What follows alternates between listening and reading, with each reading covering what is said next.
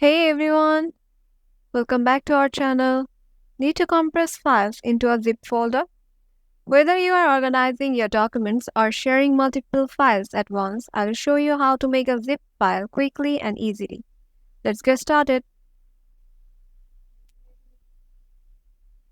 Go to our desired folder and select a file that you want to make zip.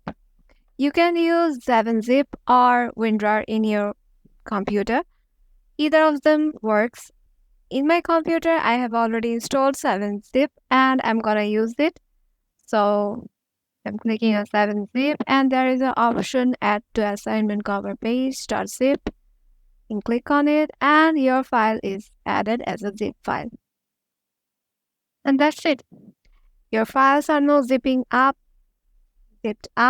and ready to go. If you found this tutorial helpful, give it a thumbs up and subscribe for more tech tips. Thanks for watching and happy organizing!